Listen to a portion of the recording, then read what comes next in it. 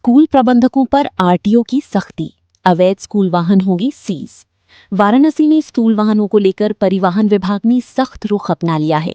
संभागीय परिवहन अधिकारी राघवेंद्र सिंह ने साफ कहा है कि नियमों की अनदेखी करने वाले स्कूल वाहनों पर बड़ी कार्रवाई की जाएगी। आइए दिखाते हैं ये रिपोर्ट। वाराणसी के संभागीय परिवहन अधिकारी राघवेंद्र सिंह ने स्कूल प्रबंधकों को चेतावनी देते हुए कहा है कि अब केवल वैध प्रपत्र वाले स्कूल वाहन ही सड़कों पर संचालित किए जाएंगे। आरटीओ ने बताया कि स्कूल वाहन स्कूल के नाम से पंजीकृत होना चाहिए, साथ ही वाहन का फिटनेस प्रमाण पत्र, वैध परमिट, बीमा और चालक का वैध ड्राइविंग लाइसेंस अनिवार्य है। इसके अलावा सभी स्कूल वाहनों का संपूर्ण डेटा परिवहन विभाग द्वारा बनाए गए पोर्टल पर अपलोड होना भी जरूरी है। उन्होंने कहा कि जो स्कूल नियमों का पालन नहीं करेंगे उनके वाहनों को सीज कर दिया जाएगा। विभाग द्वारा लगातार जांच अभियान चलाया जा रहा है। आरटीओ राघवेंद्र सिंह ने कहा कि बच्चों की सुरक्षा और भविष्य सर्वोपरि है, इसलिए किसी भी प्रकार की लापरवाही बर्दाश्त नहीं की जाएगी। समापन।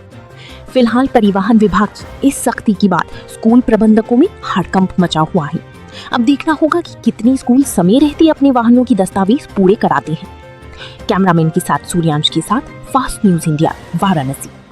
चैनल को सब्सक्राइब, लाइक, कमेंट, शेयर करना ना भूलें। अधिक जानकारी के लिए www.fastnewsindia.co पर विजिट करें या 9454194001 पर न्यूज लिखकर व्हाट्सएप करें।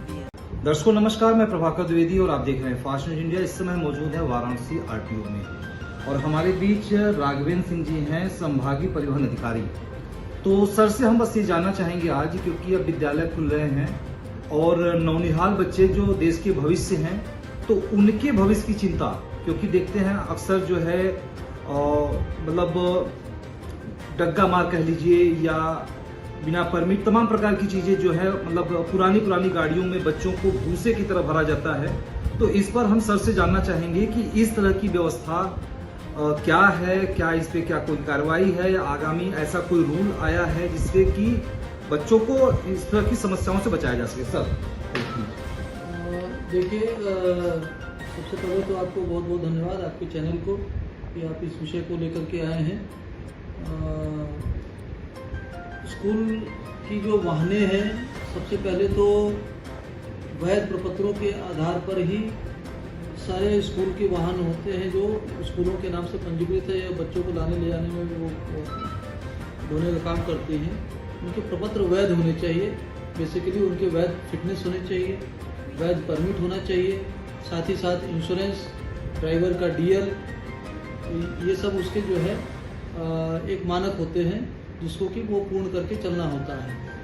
वर्तमान में इसीलिए शासन द्वारा एक एकीकृत एक पोर्टल बनाया गया है स्कूली वाहनों के ही संदर्भ में, जिसमें समस्त विद्यालयों को अपने वाहनों को पोर्टल पे अपलोड करके उनको अपना डाटा फीड करना होता है। तो वर्तमान स्थिति में जैसे बनारस की है, उसमें काफ़ी संख्या में ऐसे स्कूल वाहन हैं जो कि विद्यालयों के जो कि बिना फिटनेस के हैं, बिना परमिट के हैं। तो उनसे मेरी यही अपील है सारे स्कूल प्रबंधकों से, प्रधानाचार्यों से, कि वे अपने स्कूलों के जो वाहनों के जो परमिट है जो ख़त्म हो गए हैं या उन्होंने परमिट नहीं लिया है, उसको वैध तत्काल उसको पहले उसको वैध कराएं।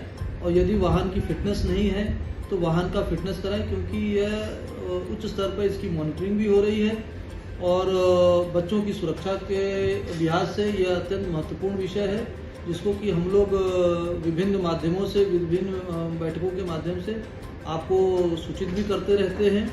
और इसके संदर्भ में हमारे जो है सड़क पर भी हमारे प्रवर्तन अधिकारी इन्फोर्समेंट के समय अगर ऐसी कोई वाहन मिलती है तो उनके विरुद्ध जो है सीजर की भी कार्रवाई की जाती है।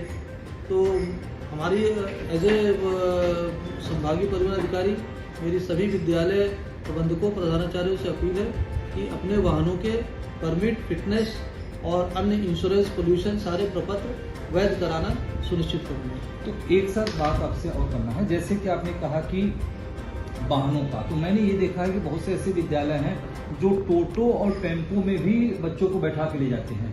तो क्या गाइडलाइन कुछ ऐसा है कि हाँ विद्यालय में सिर्फ ये वाहन ही चलेंगे कि कुछ भी चलेंगे?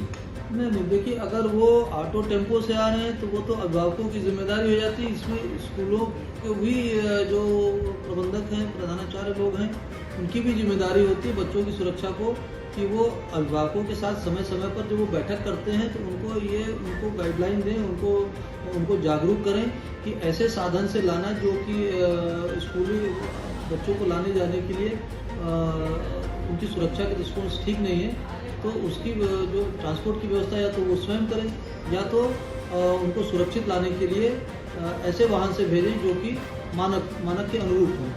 नहीं, तो जो आपने कहा कि मानक नहीं पूरा होगा तो उनके खिलाफ कार्रवाई की जाएगी। वो कार्रवाई होती है। तो ऐसे जो भी विद्यालय हैं जो इस तरह की हरकत कर रहे हैं तो क्या उनके ऊपर कार्रवाई हो सकती है?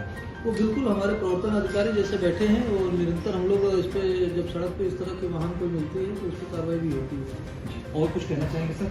नहीं, बहुत बहुत धन्यवाद। बस स्कूल वालों से हमारी यही अपील है कि वो अपने वाहनों के प्रपत्र जो है वैध कराना सुनिश्चित करें। बहुत बहुत धन्यवाद। तो आप सभी ने देखा कि सर हमारे बीच मौजूद थे और सर ने साफ साफ शब्दों में कहा है कि बच्चों का भविष्य सर्वोपरि है, यानी जो सरकार ने मानक स्कूलों को प्रदान किया है उस मानक के तहत ही उन वाहन का संचालन करें, अन्यथा उनके वाहन को सीज भी किया जाएगा। नमस्कार, मिलेंगे किसी अन्य